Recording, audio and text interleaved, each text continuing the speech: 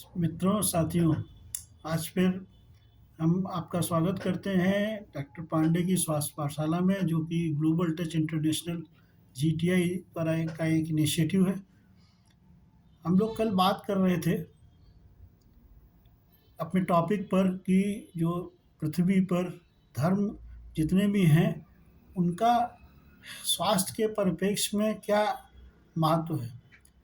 तो इसमें हम लोग बात कर रहे थे, इस पृथ्वी पर जो एविडेंसेस हैं उसके हिसाब से सनातन धर्म जो है वो 6000 ईयर्स पुराना है।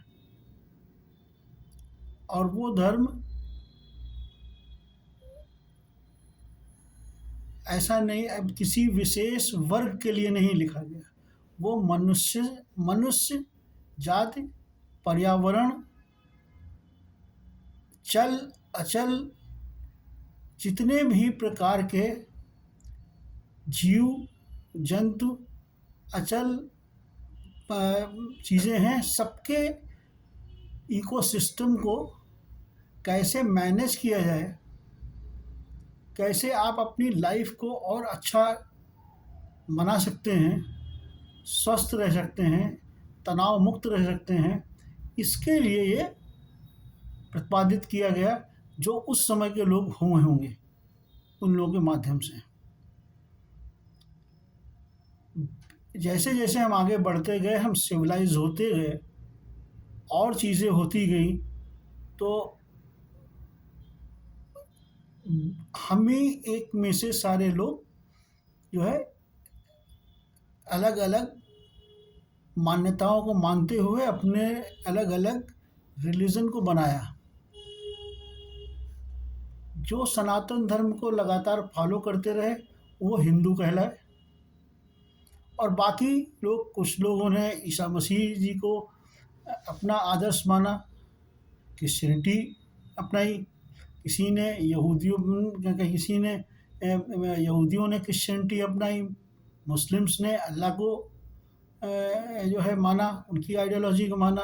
क्योंकि इतना बड़ा पृथ्वी का स्वरूप है और उसमें इतने लोग रहते हैं, जरूरी नहीं है हर व्यक्ति, हर समूह एक ही चीज़ का फॉलोवर हो, लेकिन एक चीज़ के फॉलोवर सभी रहे हैं।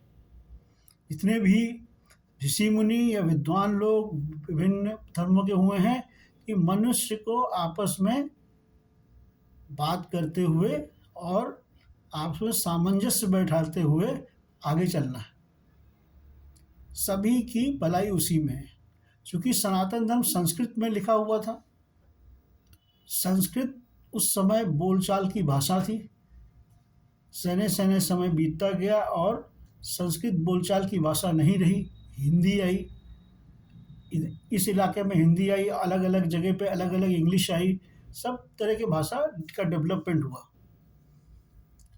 और इसका एक बहुत बड़ा उदाहरण है कि कम्युनिकेशन लैंग्वेज कितनी इम्पॉर्टेंट होती है। तुलसीदास जी ने, वाल्मीकि जी ने संस्कृत में रामायण लिखी, वो तत्कालीन थे, राम के समय के थे, त्रेता युग में थे। और तुलसीदास जी ने औरंगजेब के समय पे लिखी। लेकिन तुलसीदास जी विभिन्न भाषाओं में लिख रहे थे, लेकिन वो एक्सेप्टेबिलिटी नहीं मिल रही थी उनको। फिर उनको ज्ञान आया या किसी ने समझाया कि आप जो है अवधी भाषा इस क्षेत्र में सबसे ज़्यादा बोली जाती है, आप अवधी में लिखिए रामायण को। उन्होंने जब अवधी में लिखा तो लोगों की समझ में आने लगा। कम्युनिकेशन जिसको हिंदी में कहते हैं संप्रेषण, एक वो टेक्निक है कि या तो आप सामने वाले के स्तर पे जाइए या उसका स्तर अपने लेवल पर लाइए, तो आपकी बात एक दूसरे से को समझ में आने लगेगी, संप्रेषण कम्युनिकेशन होने लगेगा। और बगैर कम्युनिकेशन के ना बात आप समझ सकते हैं, ना आप किसी को समझा सकते हैं। हम लोग जो हैं, दूसरी बात जो है, सनातन धर्म में जो एक वसुंधरा कुटुंबकम की बात कही गई। अब आप ये देखिए, ईश्वर ने ऐसा मनुष्य का शरीर बनाया है कि आप चाहे अफ्रीका का आदमी हो, चाहे इंडिया का हो, चाहे ऑस्ट्रेलिया का हो, चाहे जिस कंट्री का हो, जिस भाग के आदमी का हो, अगर ब्लड ट्रांसफ्यूज़न करना है तो एक दूसरे में कंपेटेबल ब्लड का हो जाएगा। अगर वहाँ पर मेल और फीमेल की का मैरिज होता है, संतति बढ़ाने का काम होता है, तो किसी भी कंट्री की महिला हो या किसी कंट्री का पुरुष हो और हमारे और किसी भी दूसरी कंट्री का महिला पुरुष हो, अगर आपस में संतति बढ़ाने के प्रक्रिया से जाते हैं तो उन्हीं जैसा एक नया जीव पैदा होगा। इसका मतलब क्या है? ईश्वर जिसने भी बनाया है, उन्होंने एक ऐसा सिस्टम बनाया है यूनिवर्सल। हम लोग एक दूसरे से कहीं न कहीं जुड़े हुए हैं। कोई एक चीज़ गड़बड़ कहीं नहीं करता है तो उसका असर पूरे विश्व के लोगों पे होता है। आप एकाकी नहीं चल सकते हैं इस समाज में। तो रामायण की जो टीचिंग आज के युग में है, वो किसी धर्म की टीचिंग नहीं है। वो टीचिंग केवल एक चीज़ की है, सनातन की, जिसने मनुष्यता का पाठ पढ़ाया। इसीलिए रामायण के बारे में कहा जाता है कि जो कुछ इसमें है वही सब कुछ है, और अगर इसमें कुछ नहीं है तो बाहर भी कहीं नहीं है।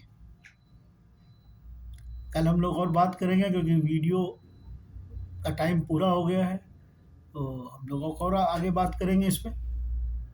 धन्यवाद, शुभ रात्रि आप लोगों को।